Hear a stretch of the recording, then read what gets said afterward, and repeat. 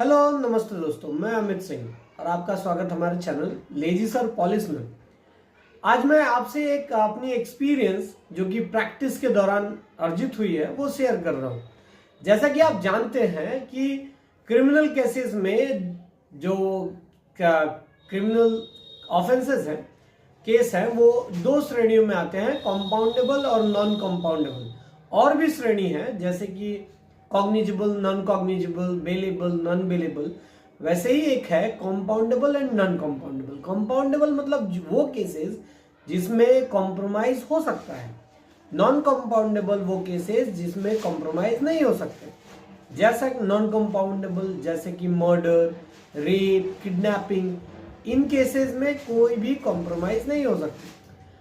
ठीक उसी प्रकार इससे संदर्भ में इसी से रिलेटेड एक केस मेरे पास भी आया जो कि मुझे चार्जशीट फाइल होने के बाद मिली। केस क्या था? केस था रैश नेग्लिजेंट ड्राइविंग, मतलब ड्रिंक एंड ड्राइव वाला केस, जो कि रजिस्टर्ड हुआ था सेक्शन 279, 427। 279 क्या है? Rash driving, rashly driving in a negligent वे।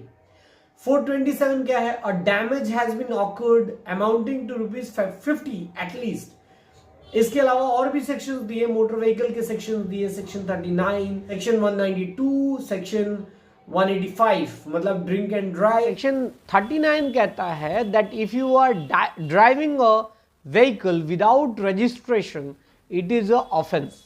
मतलब अगर आप एक गाड़ी चला रहे हैं और उसकी रजिस्ट्रेशन नहीं है, मतलब अभी तक उसका नंबर नहीं पड़ा, WB नंबर या BH नंबर, जो भी नंबर है वो नहीं पड़ा, तो ये एक अपराध है। और 185 जो कि कहता है drinking and driving is prohibited, मतलब आप दारू पी के गाड़ी नहीं चला सकते। तो इन सारे सेक्शंस के साथ मुझे एक केस मिला जिसमें चार्जशीट हो चुकी थी और कॉपी मिला था। इसके बाद बस क्या बचता है? चार्जशीट के बाद ट्रायल इनिशिएट होता है और उसमें गवाही चालू होती है। तो इस केस का जो छोटी कहानी है वो ये था कि एक लड़का था जिस लड़के ने एक स्कूटी चलाते दौरान, जो कि अनरजिस्टर्ड था, किसी एक टेम्पो के साथ टकराया और ऐसा केस बनाया गया कि लड़का भी उस वक्त पिए हुआ अवस्था में पाया गया। इस केस के अनुसार ही चार्जशीट फाइल हुई थी। तो गवाह लगभग 5 गवाह थे, जिसमें से 3 गवाह जो थे वो एक कंप्लेनेंट था और 2 उसके दोस्त थे।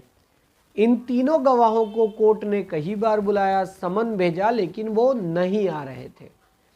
इसके बाद हमने कोर्ट को अर्जी लगाई, जो कि वकाया मैं जो चीज़ें हुई वो आपसे शेयर कर रहा हूँ ताकि आपको भी आइडियाज़ मिले, है ना।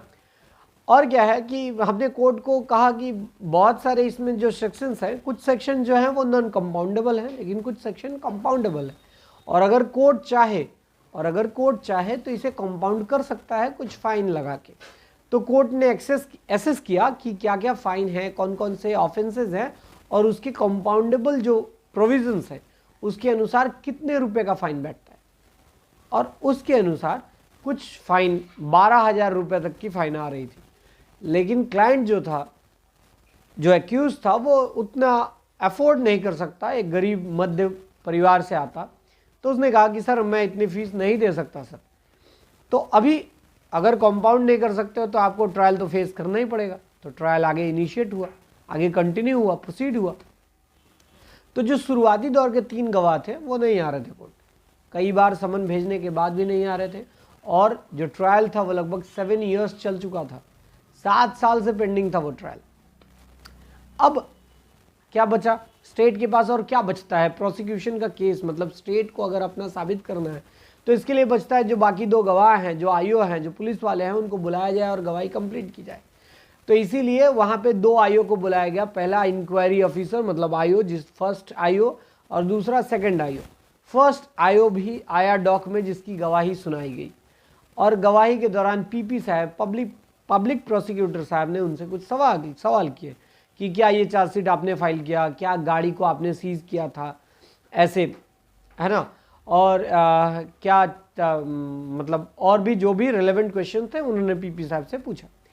इसके बाद बारी मेरी आई तो मैंने भी उनसे पूछा, जो इंक्वायरी ऑफिसर थे, फर्स्ट आईओ थे, उनसे ये पूछा कि क्या आप ये बता सकते हैं कि आपने ये गाड़ी कहाँ सीज की थी।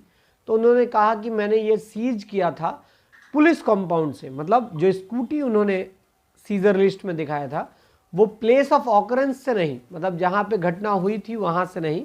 उन्होंने बताया कोर्ट को कि ये इसका जो उन्होंने सीज किया था वो प्लेस ऑफ ऑकरेंस से नहीं, उन्होंने पुलिस कंपाउंड से सीज किया था वो गाड़ी। बहुत बढ़िया। इसका मतलब फिर दूसरा क्वेश्चन ये पूछा गया कि क्या आप ये कह सकते हैं कि आप प्लेस ऑफ ऑकरेंस पे मौजूद थे, तो उन्होंने डिनाई किया कि नहीं मैम, प्लेस ऑफ ऑकरेंस पे मौजूद नहीं थे। इसका मतलब आपने नहीं देखा, कुछ नहीं देखा। दूसरा क्वेश्चन कि क्या आप बता सकते हैं कि इस जो एलिज्ड एक्सीडेंट है ये तो एक कहानी है, अभी तो साबित होना बाकी है। जब तक कोई भी इंसिडेंट साबित ना हो तब तक आप ये नहीं कह सकते कि कौन दोषी है, और साबित करने के लिए आपको गवाह पेश करने होते हैं। तो तीन विटनेस का एविडेंस देने का स्कोप तो आपको दिया गया था, राइट। तो इनसे क्वेश्चन पूछा गया कि क्या आप कह सकते हैं कि किसी का कोई चोट लगा था, किसी का सर फूटा था, किसी का हाथ टूटा था, ऐसा क्या किसी का हुआ था। तो आईओ ने कहा, फर्स्ट आईओ ने कहा कि नहीं, ऐसा किसी का कुछ भी नहीं हुआ था, और बकायदा इसके संदर्भ में कोई भी मेडिकल रिपोर्ट भी नहीं फाइल दर्ज हुई थी। तो इसका मतलब कि किसी को चोट नहीं लगा, और सेक्शन ना ही 323 ना ही 326 ऐसा कोई भी ग्रीवियस हर्ट वाला सेक्शंस नहीं लगाए गए थे चार्जशीट के दौरान। बहुत बढ़िया बात है। तो वो आईओ साहब उतर गए डॉक से। दूसरे आईओ साहब खड़े हुए जिन्होंने चार्जशीट नहीं की थी, जिन्होंने जिस स्कूटी से एक्सीडेंट हुआ गया था, एलिज्ड एक्सीडेंट, उसकी मैकेनिकल रिपोर्ट तैयार की थी। तो उनसे क्वेश्चन किया गया। उनसे पीपी साहब ने कहा कि क्या मैकेनिकल रिपोर्ट आपने तैयार की। उन्होंने कहा हाँ। क्या आपने सारी जांच कराई थी। उन्होंने कहा हाँ। कहाँ ले जाकर कहा, फलाना फलाना, जो भी क्वेश्चन था उन्होंने उससे पूछा। फिर बारी मेरी थी, तो हमने पूछा कि आप क्या कोर्ट को बता सकते हैं कि क्या आपने कोई डैमेज असेसमेंट रिपोर्ट कराया था, मतलब जो उस गाड़ी की चोट लगी थी उसका कोई असेसमेंट किया था कि आप कह सकें कि 50 रुपये का या 100 रुपये का डैमेज हुआ था। तो उन्होंने कहा कि नहीं, हमने कोई भी डैमेज असेसमेंट रिपोर्ट नहीं कराई थी। तो क्या आप तो सेकंड आईओ हैं, आप तो इन्वेस्टिगेशन के पार्ट नहीं थे। तो उन्होंने कहा कि नहीं, हम कोई पार्ट नहीं थे।